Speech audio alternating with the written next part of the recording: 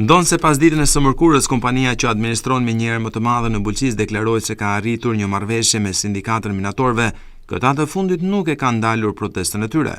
Edhe këtë të njëjtë ata nuk e nisën punën, duke kërkuar plotësimin e kërkesave të tyre.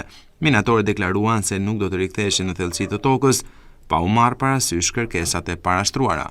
Na jemi mbledh ka 2 ditë për punën e rrogës 13, domethënë se du ta ndajnë 300 hije, na nuk kemi dakord me këtë pjesë, se këta mund ta shkrijnë fare rrogën 13. Kërkojmë rrogën 13 dhe 20% në pagë. Edhe çtunat mos bëhet punë, se po e kërkojmë prap shtunën për punë. Kontrata e punës është nga ana e premte, e shtuna të zezë. Nuk e dim, na nuk besojmë fare nga ata. Se na nuk kemi sindikat. Sindikata mbështet firmën, jo ne.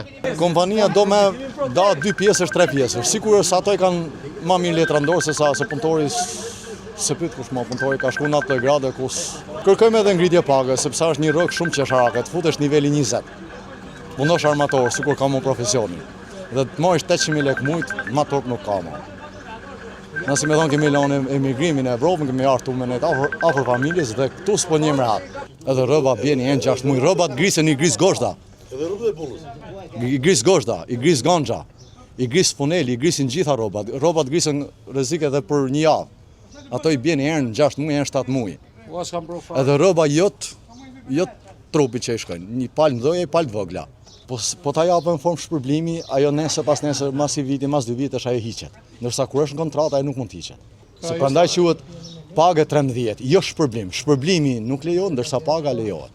Ne zhvillojmë këtë protestë për arsye sepse në kontratën kolektive, shpërblimi vjetor, domethënë paga 13, quhet shpërblim vjetor. Dhe pse këta do ta ndajnë në 2 pjesë, domethënë, ta japin me 25 vjetor së fund të vitit, të japin një pjesë dhe pjesën tjetër në qershor të vitit 2027.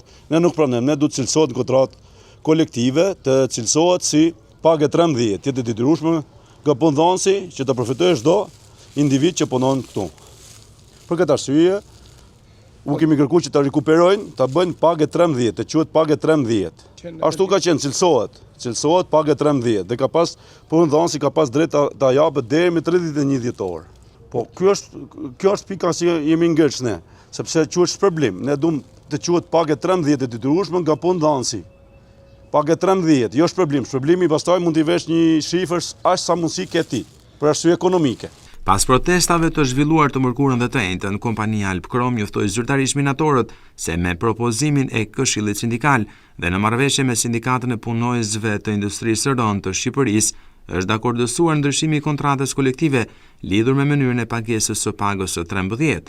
Kjo bëri që minatorët të riktheheshin në punë në turnin e 2 të ditës së sotme, që nis në orën 14. Gjatë protestës, minatorët ngritën edhe kërkesa të tjera ekonomike.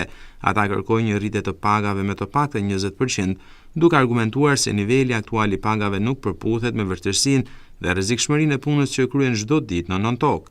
Alpkrom është kompania më e madhe në sektorin minerar në Shqipëri, me aktivitet në Bulqiz, Mat, Klos dhe Elbasan.